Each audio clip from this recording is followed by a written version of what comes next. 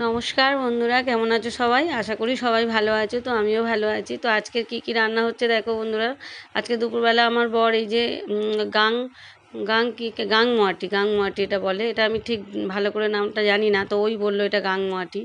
তো এই মাছ এনেছে আর পাবদা মাছ এনেছে। তো পাবদা মাছের একটু তেল ঝাল করব, তো সেটাই আমি তোমাদের সাথে শেয়ার করছি। আর গাংমোয়াটিটা আমি ঢ্যাঁড়স আলু দিয়ে করেছি।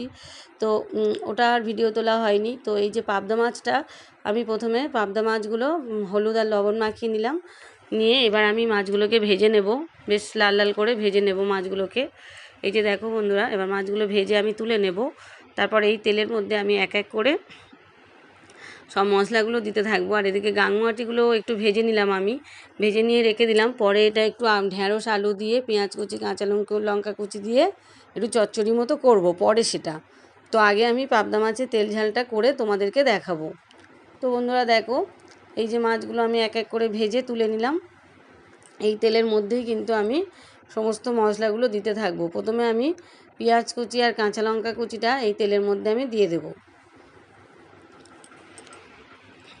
তো বন্ধুরা দেখো, ভালো করে এই যে পেঁয়াজ কুচি আর কাঁচা লঙ্কা কুচি আর একটু টমেটো কুচি নিয়েছি, নিয়ে আমি তেলের মধ্যে দিয়ে দিলাম। বেশ ভাজা ভাজা মতো একটু করে নিয়ে এতে একটু লবণ দিয়ে আমি এটাকে ঢাকা দিয়ে রেখে দেবো।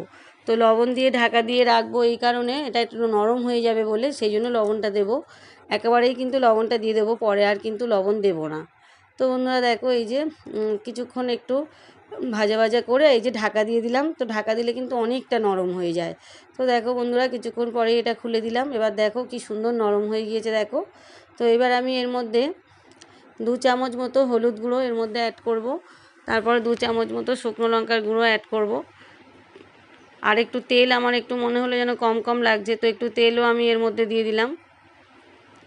তো আমি কিন্তু খুব বেশি সর্ষের তেল দিই না, অল্প অল্প করে তেল দিয়ে রান্না করার চেষ্টা করি। তো এই যে প্রথমে হলুদ গুঁড়ো 2 চামচ দিয়ে ভালো করে একটু মশলাটাকে কষিয়ে নিলাম। তো তারপরে এবার শুকনো লঙ্কার গুঁড়ো এর মধ্যে দেব। তার আগে যে মশলাটা বেটে রেখেছিলাম, যেটা বেটে রেখেছিলাম তোমাদের সাথে সেটা একটুখানি বলি কি কি বেটে রেখেছিলাম। 2 চামচ কালো সর্ষে, 2 চামচ হলুদ সর্ষে, আর 1 চামচ জিরে মানে গোটা জিরে, আর 1 চামচ ধনিয়া একসাথে আমি বেটে নিয়েছিলাম, আর কয়েকটা কাঁচা লঙ্কা একসাথে বেটে নিয়েছিলাম।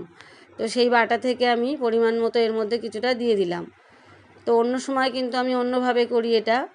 তখন আমি কালো সর্ষে, হলুদ সর্ষে আর হচ্ছে পোস্ত একসাথে বেটে নিয়ে তারপর আমি এর মধ্যে কালো জিরে ফোড়ন দিয়ে তারপর আমি এটাকে করি। কিন্তু আজকের একটু অন্যভাবে করেছি।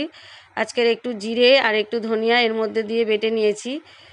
এটা কিন্তু আলাদাই সুন্দর মানে খেতে হয়েছে, আরও মানে সুন্দর স্বাদ হয়েছে। তো এই যে আমি ভালো করে কষিয়ে জল ঢেলে দিলাম। জলটা একটু কমই দিলাম, কারণ অল্প অল্প একটু গ্রেভি থাকবে মাছের, যেহেতু তেল ঝাল।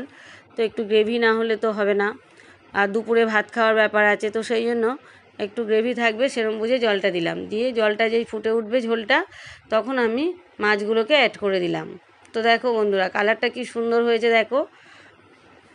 আর কয়েকটা কাঁচা লঙ্কা যেহেতু চিড়ে দিয়েছিলাম, তো সেই জন্য ঝালের পরিমাণটা একটু বুঝে শুনে তোমরা দেবে।